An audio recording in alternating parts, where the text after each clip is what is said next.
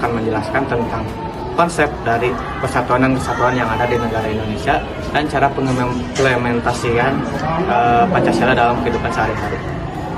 Sebelum saya menjelaskan pengertiannya, Indonesia itu adalah negara yang memiliki agama dan suku bahkan bangsa yang beragam. Oleh karena itu, konsep persatuan dan kesatuan yang ada di negara Indonesia itu adalah bersatunya suku-suku, agama, ras, dan budaya yang ada.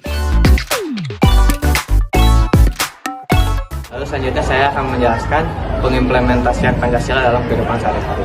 Yang pertama adalah ketuhanan yang Maha Esa. Cara pengimplementasiannya adalah dengan memiliki sebuah agama, memiliki satu kepercayaan, dan menghargai kepercayaan orang lain tanpa memaksakan orang lain untuk menganut kepercayaan yang sama dengan kita. Intinya kita harus saling menghargai agama masing-masing. Lalu yang kedua adalah kemanusiaan yang adil dan beradab. Yang artinya kalau cara pengimplementasiannya itu kita harus memperlakukan orang lain secara adil dan secara manusiawi tanpa melanggar hak-hak asasi manusia yang ada, dikarenakan kita semua itu sama sama manusia dan tinggal di negara Indonesia. Lalu yang ketiga ada persatuan dan kesatuan Indonesia. Persatuan dan kesatuan Indonesia ini cara pengimplementasiannya adalah kita harus saling menolong, membantu, dan bahkan berkorban tanpa membeda-bedakan ras, suku, atau bahkan agama. Karena kesatuan dan kesatuan di Indonesia itu seperti yang saya jelaskan di awal tadi, konsepnya seperti itu. Lalu untuk sila yang keempat adalah kerakyatan yang dipimpin oleh hikmat kebijaksanaan dalam permusyawaratan perwakilan. Cara pengimplementasinya adalah kita harus berpendapat dengan bersih atau bahkan tanpa menyinggung orang lain.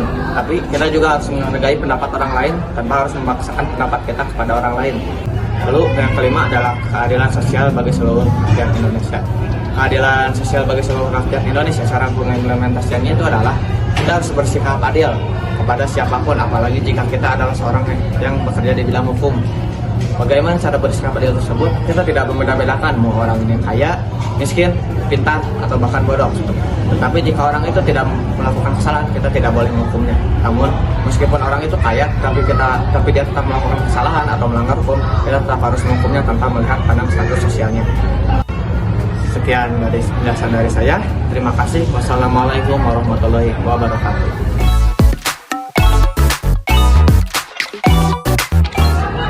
Faktor pendorong persatuan dan kesatuan bangsa Indonesia yaitu yang pertama rasa bangga dan cinta pada tanah air, yang kedua cita-cita bangsa, yang ketiga rasa saling menghormati dan menghargai, yang keempat keinginan untuk bersatu, yang kelima Pancasila, yang keenam Bhinneka Tunggal Ika.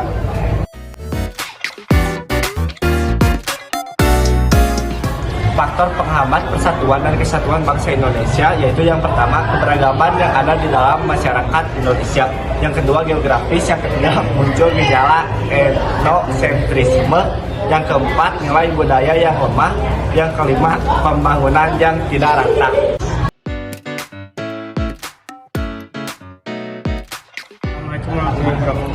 Di sini saya akan melanjutkan penjelasan dari tentang kesatuan dan persatuan, yaitu saya akan menjelaskan manfaat dan persatuan dan kesatuan bangsa. Yang pertama itu memperkuat jati diri bangsa, dan yang kedua itu memperkuat ketahanan nasional sehingga dalam menghadapi ancaman gangguan di musuh. Dan yang ketiga persatuan dan kesatuan akan mewujudkan kehidupan yang selaras, mewujudkan kehidupan masyarakat yang tentram. Dan yang keempat yaitu gotong royong akan terlaksanakan dengan baik. Dan yang kelima itu ada rasa saling tolong menolong dan bekerjasama dalam kehidupan sehari-hari. Dan yang keenam itu ada kerukunan dan tali silaturahmi selalu terjaga. Dan yang ketujuh itu konflik dalam kehidupan bermasyarakat terhindar. Dan yang kedelapan itu bisa mengatasi perbedaan yang ada dengan kesadaran penuh. Dan yang kesembilan itu pembangunan nasional bisa berjalan dengan lancar dan aman. Dan yang ke-11 itu tujuan nasional yang tertuang dalam pembukaan Undang-Undang Dasar 1945 menjadi lebih mudah untuk dicapai. Dan yang ke-12 itu terciptanya suasana yang damai yang disebabkan karena masyarakat sangat menjunjung tinggi solidaritas sesama umat atau agama. Dan yang ke-13 itu pergaulan antar sesama menjadi lebih akrab. Dan yang ke-14 itu menghindari pertengkaran atau permusuhan di dalam masyarakat atau sesama warga negara Indonesia. Dan yang ke-15 itu masyarakat lebih aman dan nyaman tinggal di negara Indonesia.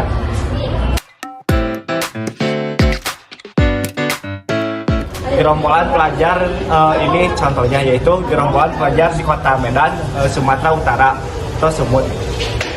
Itu bikin onar di HUT RI yang ke-77 pada hari Rabu tanggal 17 bulan 8 2022. Mereka keliling kota dengan sepeda motor sambil menenteng senjata. Perilaku barbar kawanan pelajar ini jelas membuat resah masyarakat Kota Medan. Warga pun melaporkannya kepada pihak berwajib. Mereka nekat menyerang polisi menggunakan senjata tajam mereka atau yang disebut juga parang. Pada saat saya mengamankan yang bersangkutan atau anak tersebut mencoba menarik parangnya lalu terkena sabetan sedikit. Tawuran ini juga mengakibatkan adanya korban pembacokan.